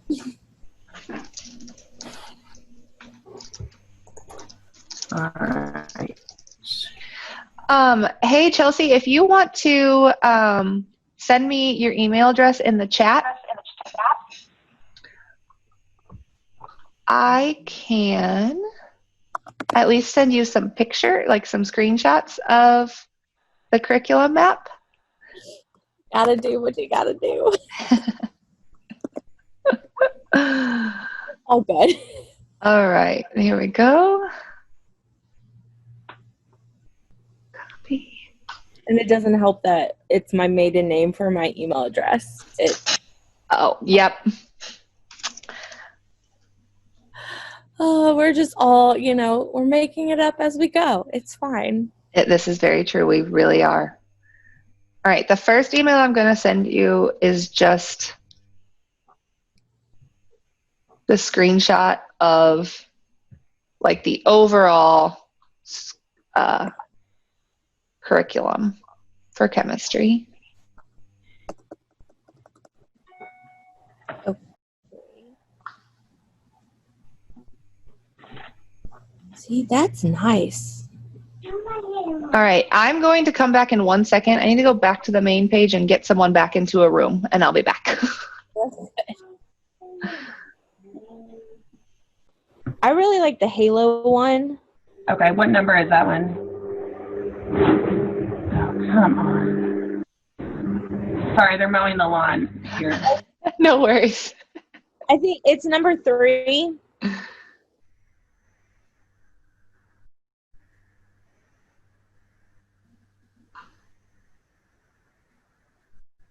I mean, that's the closest connection that I can think of in my head, just because that's recently what we've talked about in the cohort is about talking about visible light and the electromagnetic spectrum.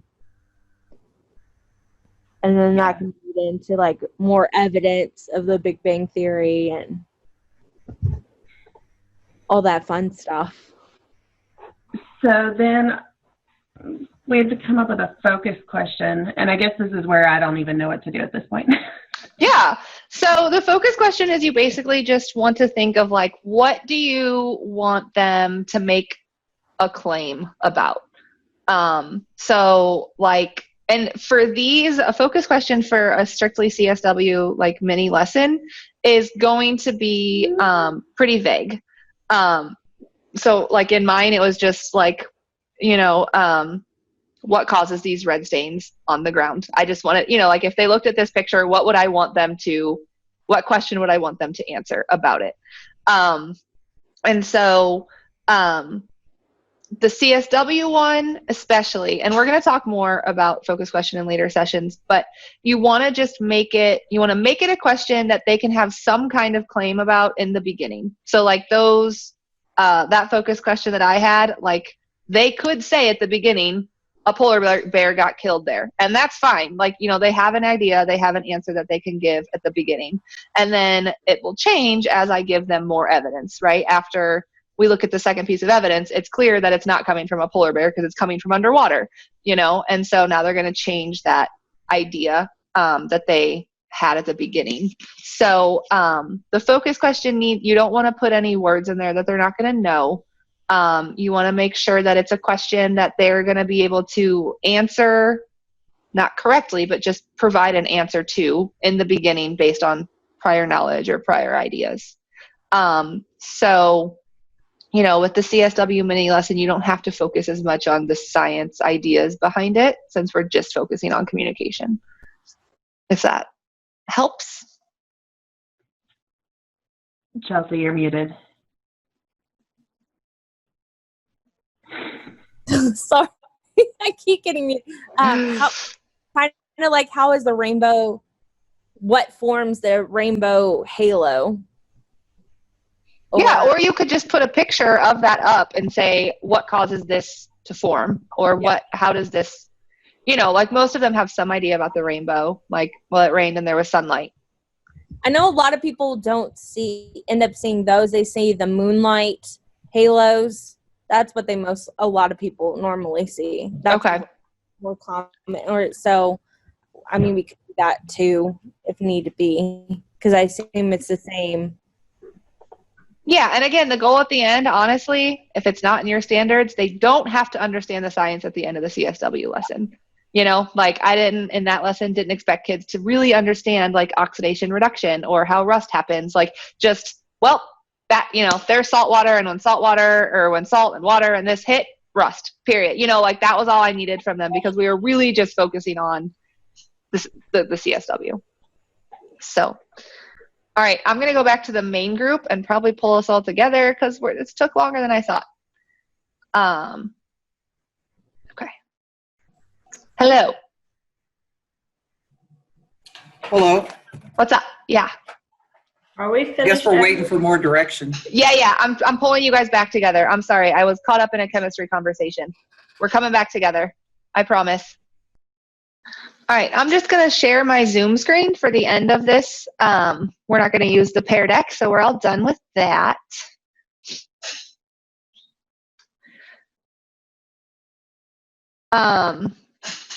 Everybody is almost back. I want to make sure I get you out of here on time, so there's just a couple things. I'm going to wait just a second longer for everyone to get back if they're not. All right.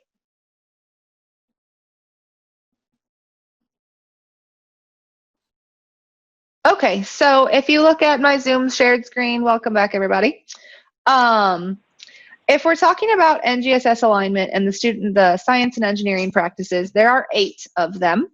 And this communicating in scientific ways kind of hits upon 3 separate ones. So we're working on helping students for asking questions and eventually defining problems. We can use these CSW words and phrases and the different types of CSW to help students with constructing explanations, like providing evidence to support their ideas, and even designing solutions, and especially SEP 8, where it's obtaining, evaluating, and communicating information. So the CSW is just inherently aligned with with these SEPs, and it can also help. And in session 3, we are going to be talking about some of these other SEPs, particularly 2 and 4, and CSW, and how we can use CSW also to help with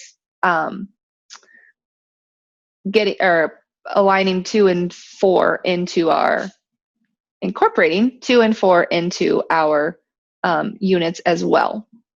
All right. And so as far as supporting ELLs, or, any student who struggles with speaking or comprehending,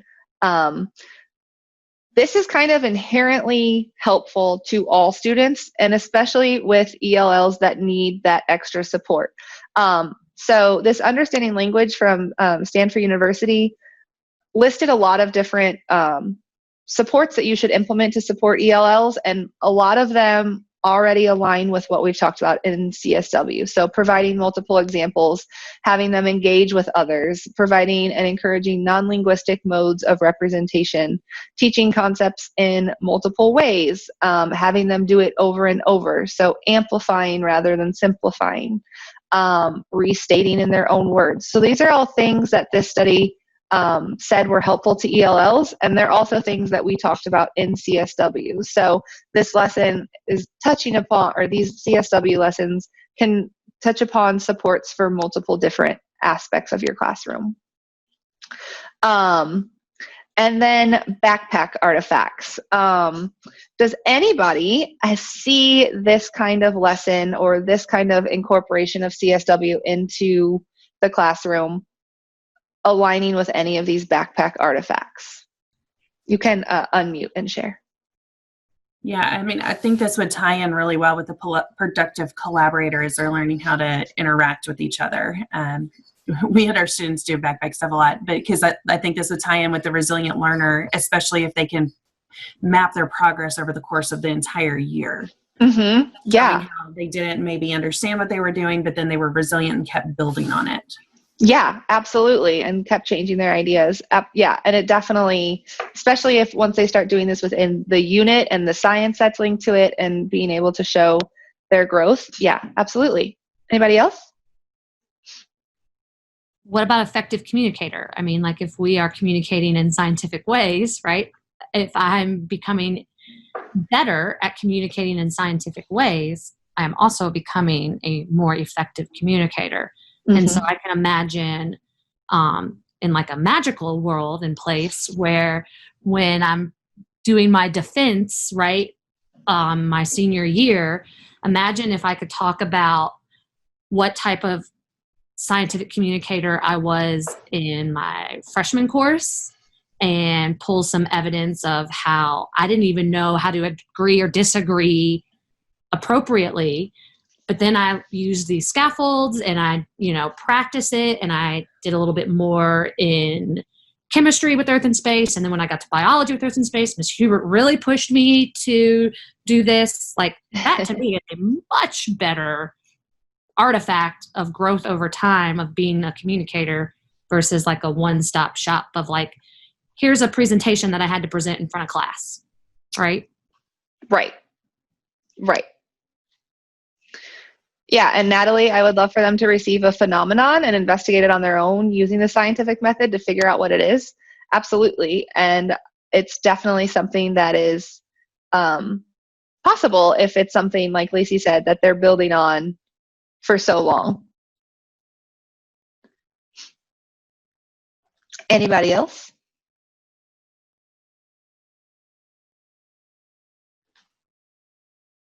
Sweet. Well, I'm glad that you guys see that the alignment. It's something that I really love about CSW is that it's something that is already aligned with all of these district initiatives with the NGSS standards and the backpack artifacts. And so it's not, we're not having to do extra work because there's already so much extra work we have to do. And instead it's just something that will lead to these products that we need. Awesome. So the focus questions at the beginning, we're going to come back to now. How do we support students in communicating productively in the science classroom? And how does the science classroom change when students learn to productively communicate in scientific ways? So you are welcome to unmute and share if you have any ideas that you want to share with the group.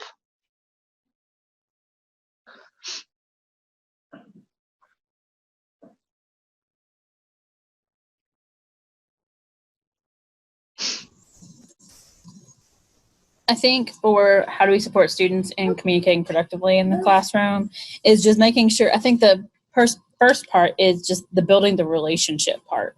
You have to let students know that, what they say is safe, even if it's, at first, even if it's not right, just getting them to participate is going to be key so that you can have those critical conversations and the ones that, you know, like look at whether they're right or wrong, so to speak.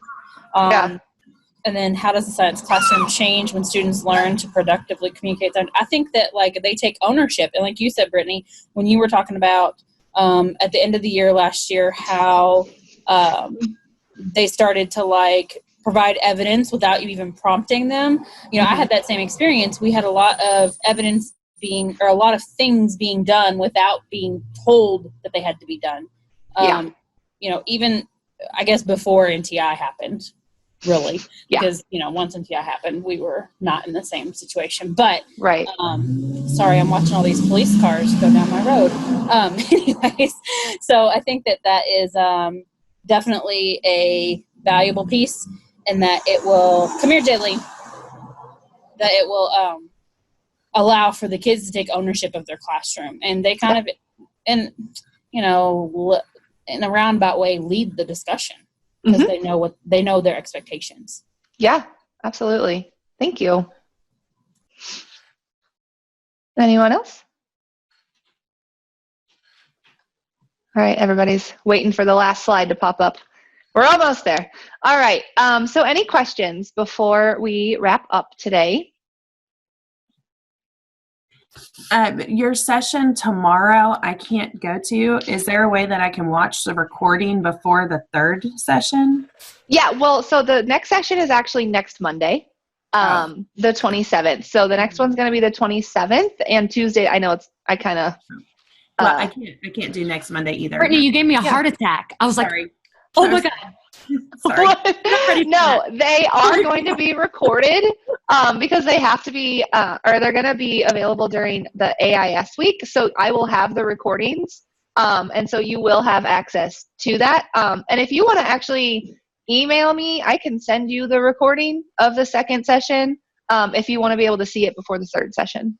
Yeah, and the third session is next Tuesday, right? Yes, 27th and 28th. That's why I was confused. It was a Monday and a Tuesday. So. Yes. Yes. No, you're fine. No worries. Yeah. And if any of you need any of the resources or anything like that, you feel free to email me or Lacey. We can both get them to you. All right. Any other questions? Okay. So up next on Monday the 27th, we're going to be talking about session 2, or we're going to be working in session 2 on grounding units in relevant and engaging phenomenon. And so that's kind of like laying the foundation for students to construct a scientific understanding.